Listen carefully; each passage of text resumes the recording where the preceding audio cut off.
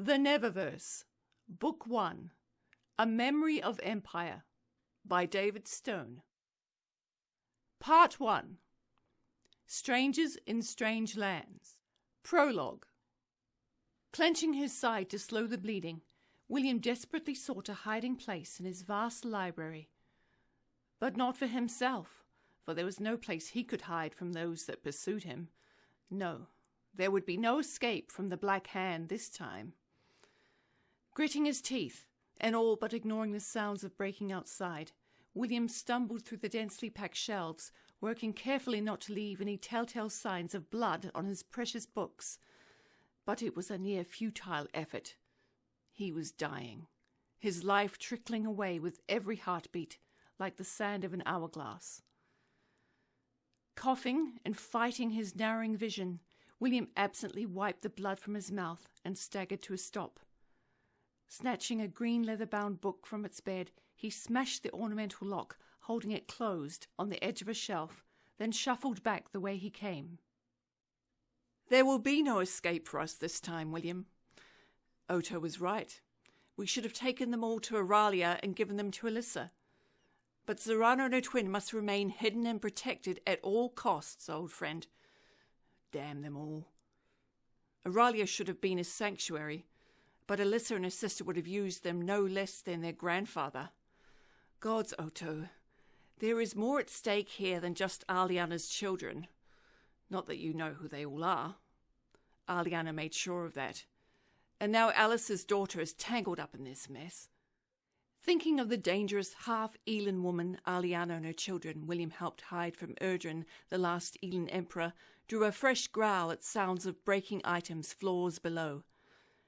"Damn them! They have broken through!" William cursed, worrying at the clasps holding the book shut. With a snap and a sigh of relief, the last came free, revealing a space hidden inside. Hands trembling and vision blurring, William dumped a locket into a silvery bag and shoved the book onto a random shelf. "The Black Hand won't have it, Estelia, or Aliana's girls. Damn you and your sister to hell. These girls are precious beyond accounting, and the Council of Worlds will simply destroy them all," William said, staggering back toward a spiral stair and pulling a twin of the locket deposited in the book from his coat. Placing a trembling hand on it, William whispered, then wrapped it around his wrist. "No time to secure you," William said, grimacing at the pain in his chest, and all but dragging himself up the stairs to the library's mezzanine floor and its large oak desk. The effort was monumental and took near on the last of his strength. Where are you, man? I have little time left." William coughed, fumbling at a sheet of paper from a drawer and scribbling on it, his breath ragged and shallow. Finished, William slumped to the floor to stare at the library's stained glass dome. The distant sound of a fading bell earned only a ghost of a smile as his vision faded into the tree and the sun of Auralia, picked out in the glass dome high above. "Otto," William breathed and fell silent. Frowning at the viscous pool of red spreading from William, Otto crouched and closed his death-glazed eyes. "Messy, William. You should have foreseen this," Otto whispered, then growled in frustration at the sound of raised voices and breaking drawing closer. William was dead, but his task would be completed nonetheless. Securing the devices from the Black Hand was all that mattered, and he had little time to do it. "Gods, you should have called me days ago. But where is the girl, William? Where did you hide her?" The sharp crash of a nearby door bursting open prompted Otto to scoop a watch-sized object up before it became stranded in the expanding pool of blood.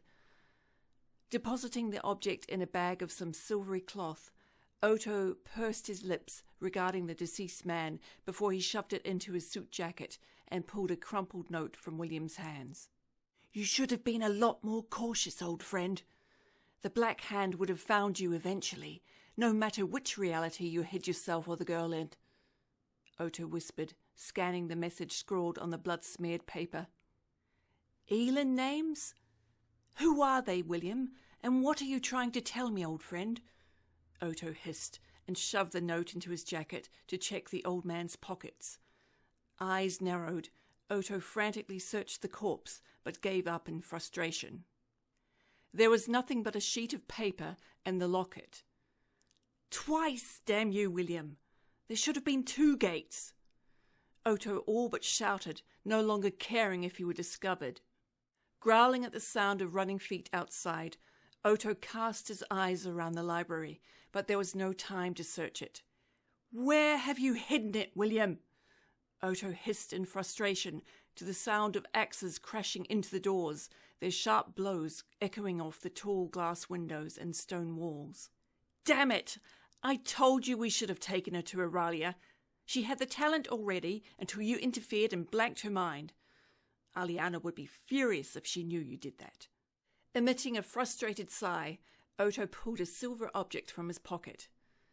Tapping it twice, he vanished from the library in a pop of rushing air as the doors burst open in a shower of splinters.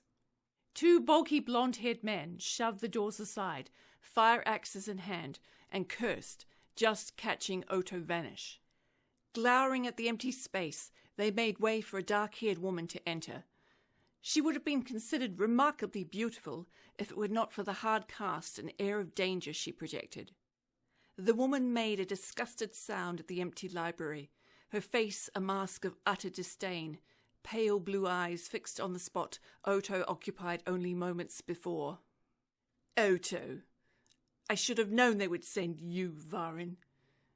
Estelle hissed, her voice dripping with contempt. In a swirl of black silks, Estelle waved a dismissive hand at the men.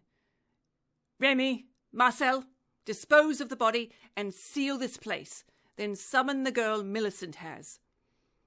Estelle hissed, sweeping from the room.